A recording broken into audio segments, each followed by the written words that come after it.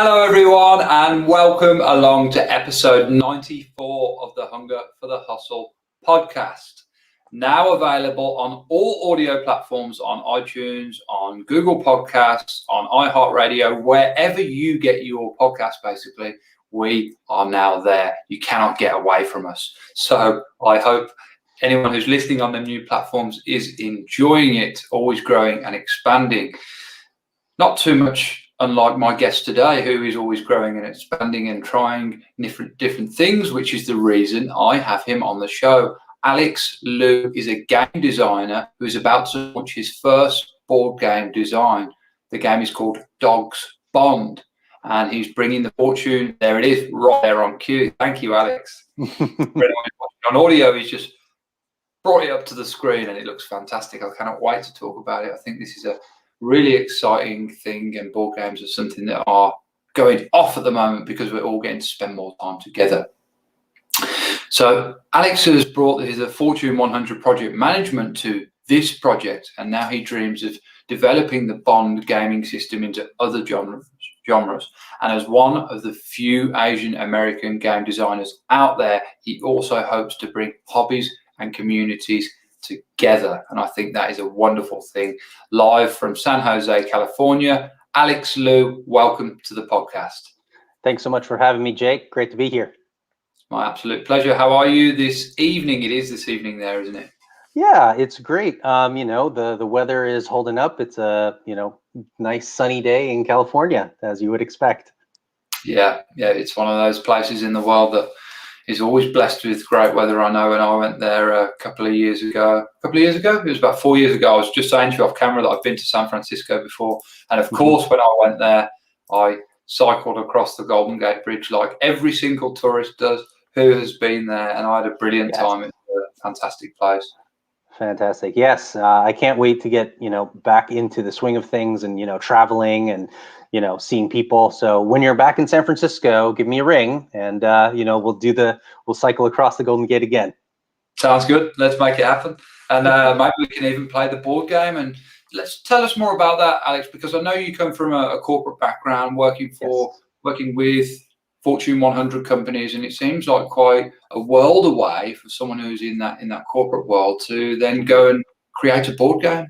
Yep, absolutely. So, one of my favorite questions when I get to know my coworkers or my clients in, the Fortune 100, and what I mean by that, it's the Forbes 100, eBay, Cisco, PayPal, large international companies that I work with doing mergers and acquisitions. So one of my favorite questions that I ask my colleagues often is, what would you do if you didn't have to work for money? Right. And a lot of times people will say, I would run a charity, I would work in nonprofit, I would help animals. That's very true for myself as well. And I I volunteer with many rescues locally. And as you can tell, I'm not shy. I talk a lot. And so they'll put me in front of potential adopters. And, I talk to people about what it's like to adopt a dog, what's the process, and what have they thought about when adopting a dog. And my passion for this and my passion for bringing people together and playing board games really just intertwined everything. And in 2019, I said, you know what, I'm going to just suck at something new. And I worked on designing a board game and through many, many trial and error sessions, plowed through it. And we got the design down, the game mechanics down. And in 2020, and just in September, we went to Kickstarter, raised over $20,000 US to make the game happen. So I was able to, get the artwork done, game design done, and now the printing done. And so now, crossing fingers and toes, in May of 2021, we will be actually shipping this game. So if folks are interested, you can bring these wonderful dogs into your home and your game night, and play Dogs Bond.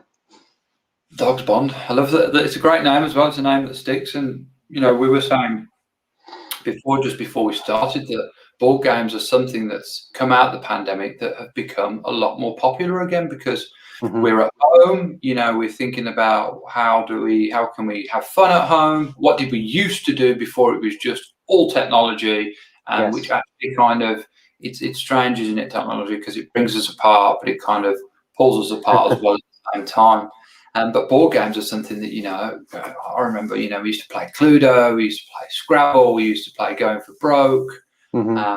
Monopoly, which actually I just got bought for Christmas, not just for Christmas, because you think, it's funny, you think Christmas was a few weeks ago, it's almost the end of the year.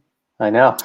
But yeah, I got the Melbourne edition of Monopoly for Christmas, and I've yet to actually get it out of the box and get playing it. But yeah, I think it's really something that's come back around as a Mhm. result of the Mhm. pandemic, board games. Yes. And yeah, We're in a situation where, definitely people are looking for ways to connect in an analog way, meaning, this is great, and you're absolutely right. Technology affords us really new and interesting opportunities. As an example, I'm here in California, the US, and you're there in Melbourne, Australia, and we're having a live conversation. That's what technology can facilitate us through, right? And bring us together. But it also too can, kind of make it feel like you're apart when you're physically in proximity. And one of the things that I really wanted to do when I created this game is, I have 2 nephews and a niece, and I have, a large family. And so we love playing games together. But the kids are, 9 years old and 16 years old. Plus you've got the adults, and, how do we find a game that is enjoyable for everyone, that isn't just a Jeopardy style game or a trivia kind of game, where the younger kids don't have as much context, right? Or the adults don't want to play because the game is too childish. So I Mhm. really worked on developing this game, Dogs Bond, for ages 10 and up. And I've got the little sticker there.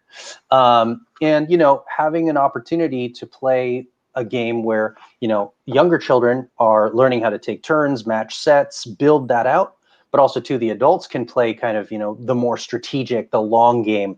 And there's also 2 ways to manipulate the other player's turn and things like that. So there's a lot of interaction as well. So that's entirely why I made this game, because, same as you, growing up, I played board games, and even with friends and, friends of my own age group, when we meet for dinner, or now when we're meeting on Zoom chats, we talk about, hey, do you remember that one time when this really, this story happened? And we tell the story about a board game, or what happened in the game, and we relive that moment and we laugh. Nobody cares about the meme that I saw 10 seconds ago that I showed you on my phone. So again, having the board game, bringing those back, kind of, as you said, in vogue, is a way that, we can explore and create and build upon our human friendships, same as we used to. Yeah, it's a great way of creating memories and having laughs and creating memories that are long lasting, like you say. Yeah, no one remembers that video you showed me amongst the hundreds of other videos that you've probably seen this week. Right, But right. yeah, creating that, it's funny that the game's called Dogs Bond, because it's actually going to help people bond in them playing it, and that's You've something got that it. we all a little bit more of in 2021, and in fact in life. Really, we all want to bond more with the people that are closest to us, of course, and create memories and moments that last a lifetime. That's really one of the things that life's all about, I think. Hmm. Absolutely, yeah. And it's funny because Dogs Bond, now that I've had it as my project for over 2 years, it sounds very simple, and like, what else would I have called it? Mm.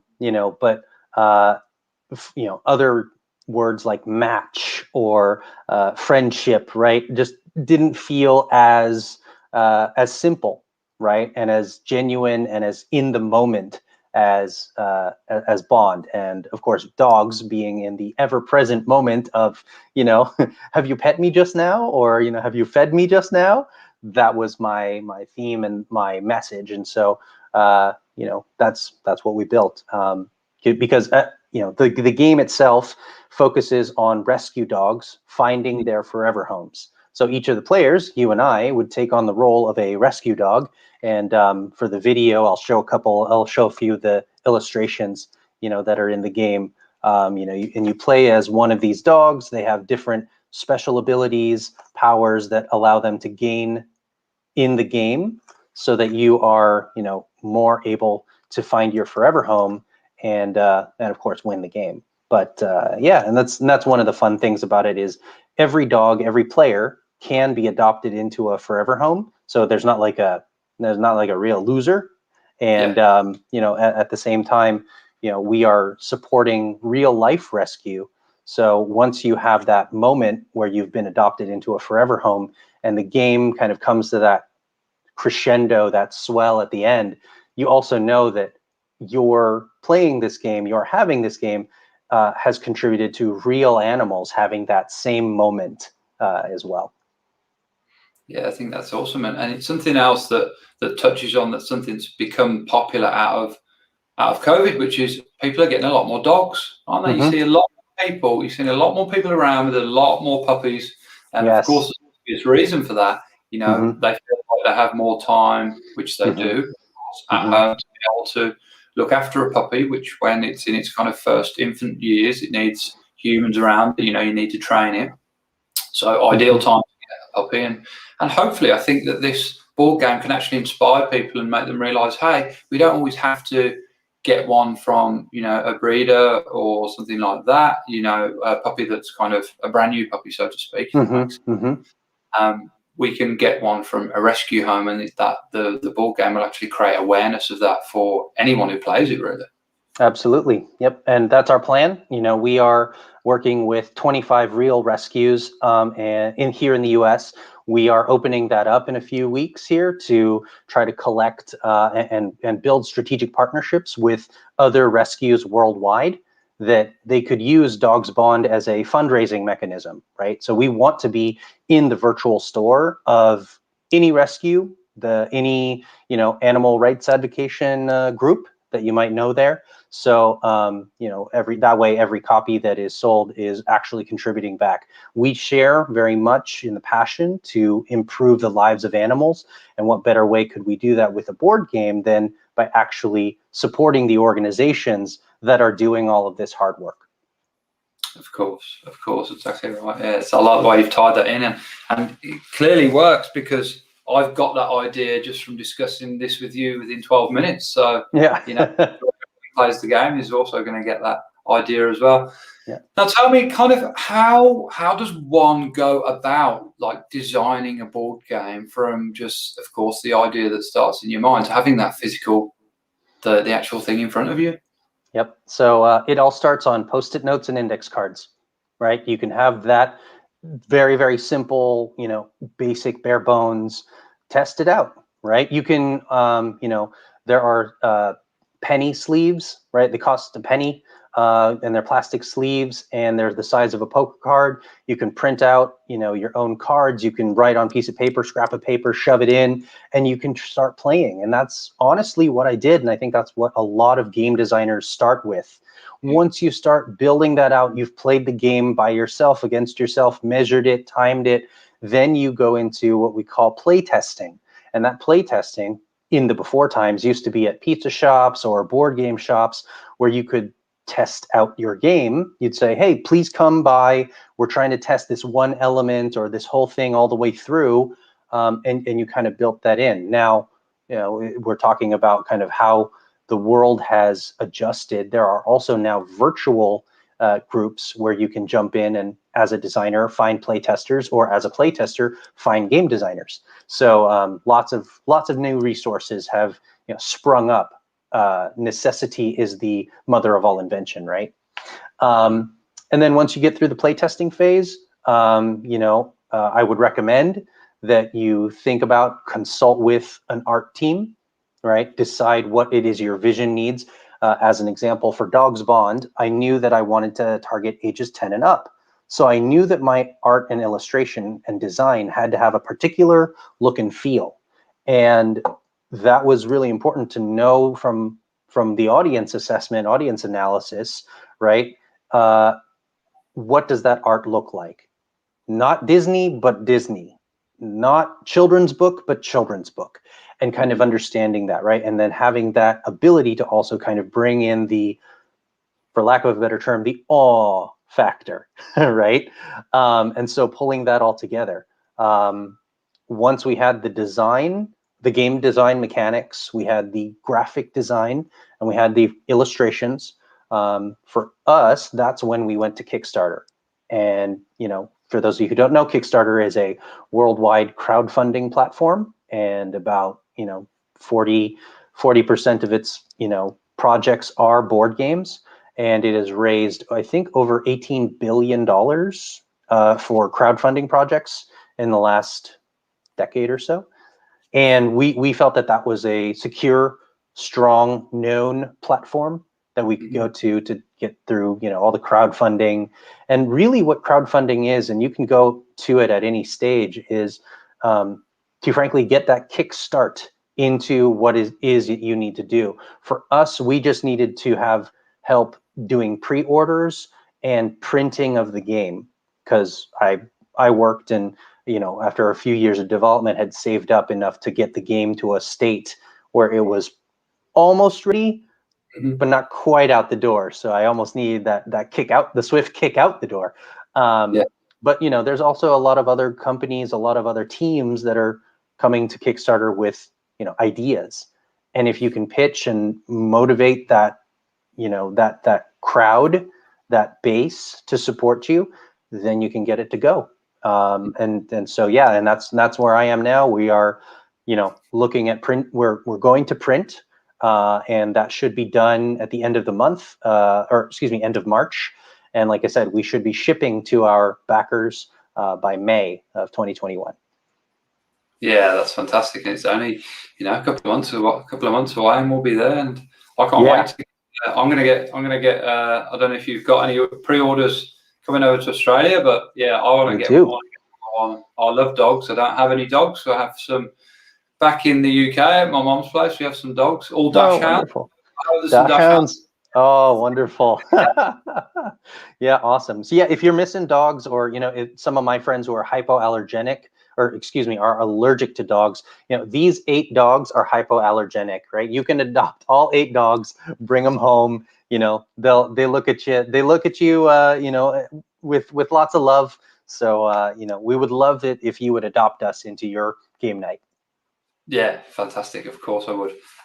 Do you have dogs yourself?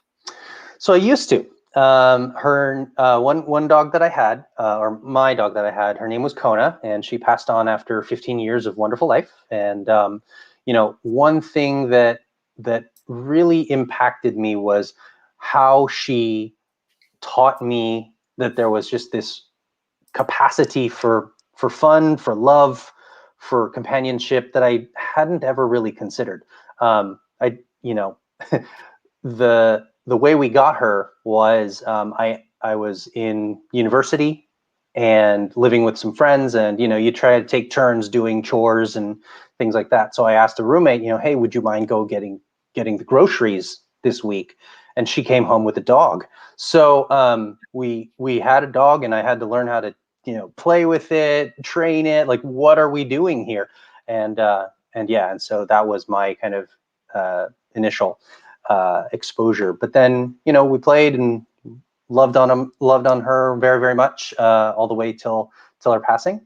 Yeah, but she inspired me in many ways to make this game. You know, one thing that I'll show here is, in the game, you have a thing called the rope toy, and the rope toy indicates whose turn it is, right? So if I have the rope toy, it's my turn, and then when I'm done, I pass the rope toy to the next player. When my turn is done and the rope toy is being passed, everyone who's playing must bark at the next player, right?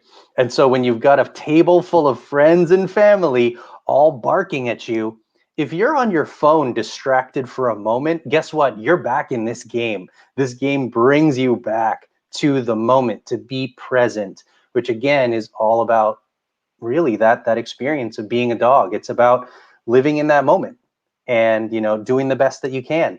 And that's what, you know, so that's my experience with dogs. My wife has a dog that also is in the game and has a special power in the game.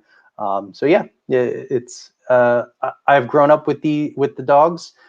These 8 mutts, or 8 you know, breeds, are the ones that I had the most experience with. and that's why they made it into the game. There are of course many great dog breeds to have, like a Dachshund as an example. Would love to continue putting in more dogs. Yeah, I knew that you would be a dog lover. There's so many different games you could create, quite frankly, and you created one that was so involved with dogs. I thought, this man, Alex, has got to be a dog lover for sure. Yep. So I'm glad I picked that one. What were kind of some of the biggest, on this podcast, we always like to dive into what you're up to, and discuss that. But in doing that, we like to talk about some of the challenges that you've come up against, because I think it's when our backs are up against the wall with the challenges and we have to push on, push through and get through them, that's a real place of growth. So I would love to know some of the challenges that you came up against whilst designing this board game. In the design of the board game, definitely a challenge was sharing the vision, was asking people to take that leap of faith with me. And what I mean by that is, when you're an entrepreneur or a solopreneur, you are the one that is in charge of that destiny. You are in charge of that project, and you are the single engine. You can talk to people, you can try to engage them, you can share with them your vision, but not everyone has the ability to see it, 10, 12, 100 steps into the future. And one of the biggest challenges that I had was that my game, before I had brought on this great art team, and we're a team of 3, we're a very small team, but it's an illustrator, Sarah Mills, and my graphic designer, Kiki Perzella. And we 3 brought together, but without their efforts, without their art, I was really at a stopping point. I got to the point where people would play test the game, say, yeah, I think it's got good potential. I can see what you're trying to build there, but there was a stop. They weren't excited yet. They understood it was about dogs, but since I don't draw very well, like I think my wife says that my dogs look like furry slippers with faces. So when I showed this as a project and said, yeah, and I really hope that people will back me on Kickstarter, they couldn't quite see that. And so it was really pushing through and saying to myself, okay, I've brought this project as far as I can take it. I need to bring in the right experts to make it whole. And I really lucked out. Sarah and Kiki agreed to work with me, and that's why we have this board game. But and of course, you did convince people, because you put it onto Kickstarter and raised over $20,000 worth of funding. How did that feel when that started to come together? Oh, amazing. And I think that one thing that people see is wow, you raised that money in 30 days. You're essentially an overnight success.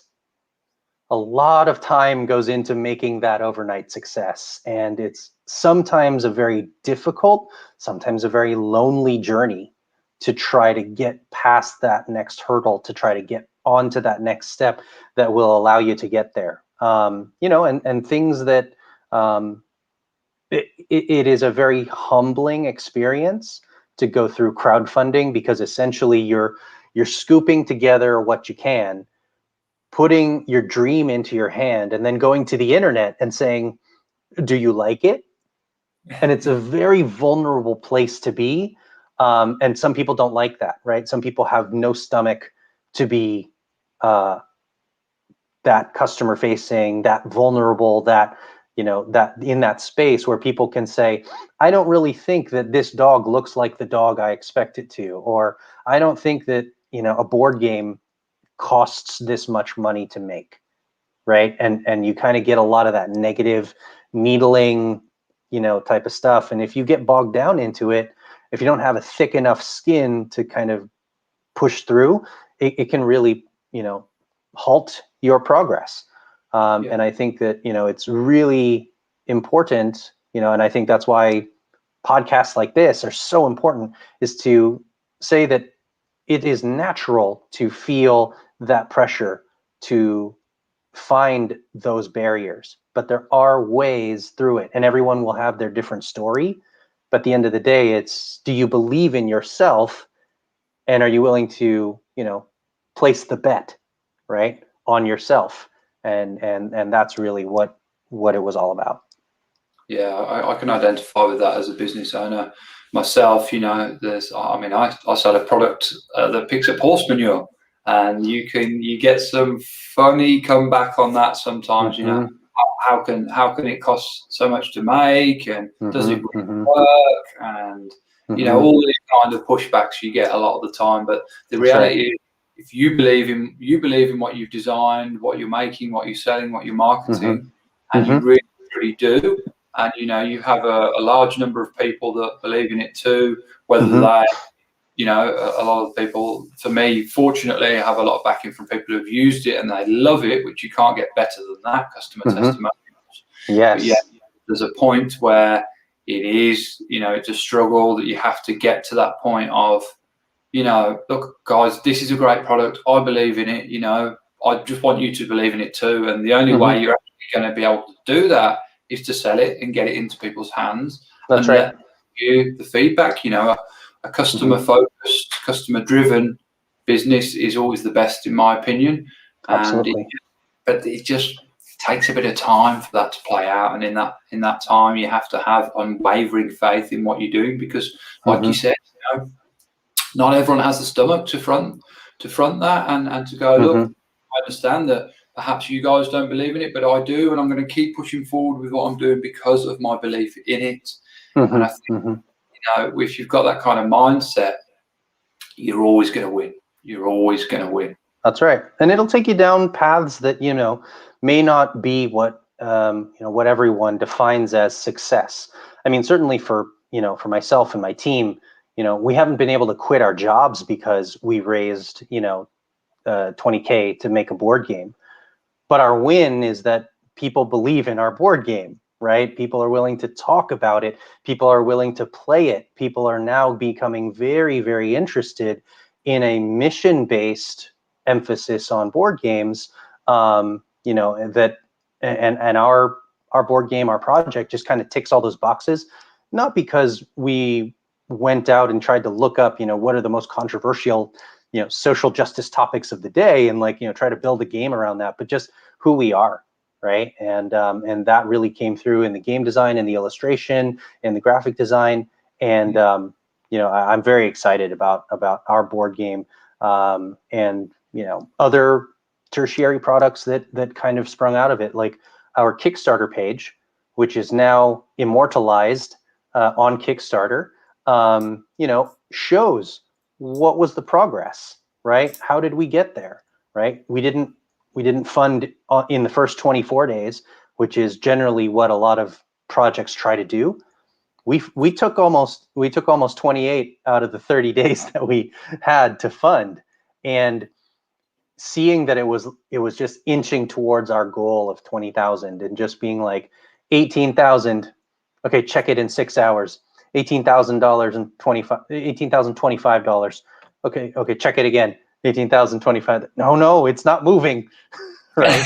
And on that note, Kickstarter, explain this to me because I'm not too sure on it, but Mhm. maybe the audience don't know as well. Look, I'm always a bit facetious with that. I kind of go, oh, well, if I don't know, maybe the audience doesn't know.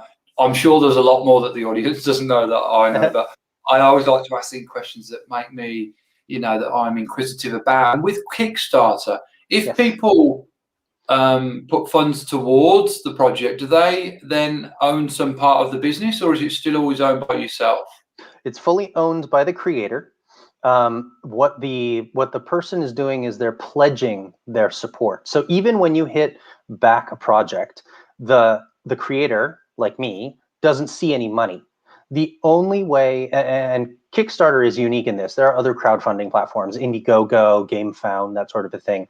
But Kickstarter is an all or nothing crowdfunding platform, meaning we set a goal of $20,000. If we did not meet that goal, anyone who pledged money towards the goal would be charged absolutely $0 and 0 cents. There's no risk to a backer in Kickstarter if a project does not meet its funding goal, right? So, as an example of our board game, we needed, you know, the money for to finish and finalize the art. We needed to get printing. We need to do child safety testing and customs and other things. So I knew how much that would cost, and I was transparent and I was realistic, right? I didn't want to say, if you can raise $500, then I can do all the rest, because I knew that I couldn't, right? And so being transparent, setting that goal is what allowed us, what I knew it would take for us to get to the market, to be able to deliver 2 homes with this game. And if we didn't meet that, none of our backers would have been billed a single cent. But because we were funded, then Kickstarter, processes those pledges. People are able to go log in and say, you know what, give me 2 copies of the game, or that sort of a thing. But yeah, it's kind of, it steps you through the process rather nicely, in my opinion, right? And also it's great because it's risk-free to anyone who's backing a project, right? You only get billed if the project is successfully funded. It's a great concept, and thanks for explaining, because I really didn't know how it worked based on what you said there. And I think it's a great way to work, isn't it? Look, here's an idea, folks. Mm-hmm. You like the idea? Yes, I do. I think that's fantastic. I'd like to support it. If there's enough people that think the same, then this is going to take off and move forward, or at least the funding is going to be there to facilitate that. Yes. If not, then perhaps come back to the drawing board and try again. Exactly right. And sometimes, and there's definitely embracing the opportunity to fail, right? And I think that is also too part of, your podcast, in terms of like being able to accept those setbacks, not as things that make you quit, but things that make you better, right? So even if there was, even if we had not funded, we would have been able to learn a tremendous amount about who our audiences were, what were they reviewing in our web page, when did they quit our web page, right? Did they scroll for 10 seconds, 30 seconds? Where in the page did they quit? We would have had a lot more data in order to go back to the platform, in a few weeks or months or whatever, when we would try again. Fortunately, we funded, so we don't have to do that. But there are many projects that are funded on 2nd or 3rd relaunches, and there's no shame in that, right? No. And it's another thing that I love about that Kickstarter community. It's that everyone is trying to help each other. It really is a community where the rising tide lifts all boats, and it is very, very, lack of a better term, right? It's mutual aid and collaborative. I think it's fantastic the way that it works, because every no does take you closer to a yes, and perhaps if you're getting a no, there's a good reason for that, and it's going to make you go back to the start, refire up the project and think, okay, how can we make this better? What were we missing out on that perhaps wasn't quite right? And what is that going to mean? It's going to mean a better end product. That's right. So there's no real downside to it. Now let's talk about the word hustle, Alex. It's of course in the title of this podcast. It drives us in everything we do, and I like to define the word hustle as going out there and getting what you want, in spite of the circumstances around you, in spite of your environment, really living from the inside out, not the outside in. And if you don't have or want the circumstances you desire, just creating them for yourself. But clearly you have a lot of hustle within you, sir, to go forward and push forward on a project like this that's quite, different from what you usually do in the corporate world. So I'd love to know how you define the word hustle and what's driven your hunger for it. Yeah. I think that the hustle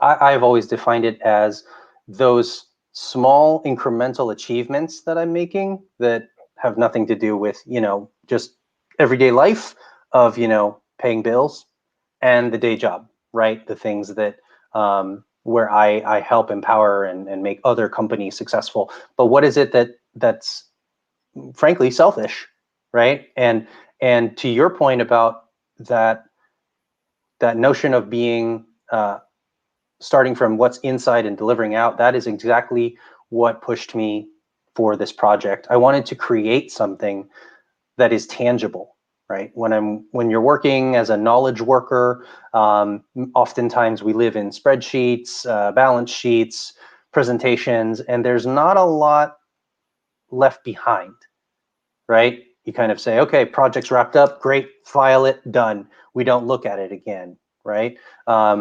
This is something that I wanted to do to actually create and innovate and contribute back to society, right? And obviously through the theme of the game, right, Dogs Bond, where rescue dogs are finding their forever homes, it was my way of creating something where I could deliver a positive impact to the rescue and adoption conversation, right? And so driving me to create the game was that, I'm not an app developer, I didn't want to try to do another technology thing. I wanted to make an analog thing that's very purposefully without screens. All of that said, dogs don't do very much on screens. And so, they inspire us every day, right? When we talk to each other, right? When we first meet, we ask each other, hey, where are you from? How's the weather? What's your day job? Those types of things. And those are really important, and they're a little bit surfacey, right? But when you ask someone, tell me about your animal friendship, tell me about the rescue, tell me about your dog, it's like their soul opens up, and that opportunity to bond with one another and have a true conversation is really exciting for me. And I love that, and I love facilitating that. So, so for me, the hustle was to create something, and it blended my passion for board games and my love of dogs. There you go. Great. I love that. I love the way that you found a way to put your energy into a project that was driven by your passion that will end up actually helping others, and won't only help humans, it'll help dogs as well. And I think that, man's best friend, they say, is dog. Is a dog. Yes. And of course, that bond is something that's gone on for hundreds and hundreds of years, and will continue, of course, to go on for hundreds and hundreds of more years. And no doubt, having a dog, owning a dog, if you've already got one or you've got a new one, throughout the last kind of 12 to 18 months, it's something that's really helped people out, that bonding experience. Absolutely. And I think this board game is only going to do that more, and I just think it's fantastic what you're doing. And I'm really excited to actually to see the game physically and let it play out and get a copy over here in Australia. It'll be good fun. Fantastic. Yeah, absolutely. We're still doing, oh, sorry, go ahead. No, you go ahead. We're still doing pre-orders. So if you order, from us, if I'll plug it now, www.dogsbondgame.com. If you order the pre-order now, you actually get $10 off the list price. That's all the way through the end of March. So please, please, please help us, especially for Australia. If you know a local friendly game store, have them hit us up. We're doing wholesale as well. And if you are a rescue, we would love to partner with you in a strategic partnership where the game is simply sold through your virtual store. We take care of all the packaging and shipping and all that other stuff, and we will donate a portion of the proceeds to your real rescue. So anyone who's interested in pre-orders, knows somebody who works with a rescue or manages one, or a friendly local game shop there in Australia, please come contact us. We are very, very eager to talk to you. Yeah, fantastic. And I've dropped that dogsbondgame.com in the comments, guys. But for anyone listening back on the audio, it is dogsbondgame.com. It is in the show notes as well, so everyone can find it there nice and easily. Alex, it's been an absolute pleasure to have you on the show. Before I let you go, I do want to ask you one question, which has been burning for me throughout. And if you could give 3 hot tips to anyone that's watching this, that's thinking, do you know what? I've got an idea for a board game and I've had it for years and I don't quite know how to execute on it. What would your 3 hot tips for that person watching or listening right now be? My first tip is to just jump online, go to Discord, go to Facebook, and look up the different board game designer groups. It is a very welcoming place. There's always room for another game at the table. And, you know, designers like me who have gone a few steps before you really, really welcome you. We, you know, in many respects, we send the elevator back down frequently. And people are just so willing to give you opinions, time, expertise. And, you know, no one's going to create the game that you have in your mind. Even if you have a game that's about rescue dogs finding their forever homes, your game is going to be different than my game. So make it.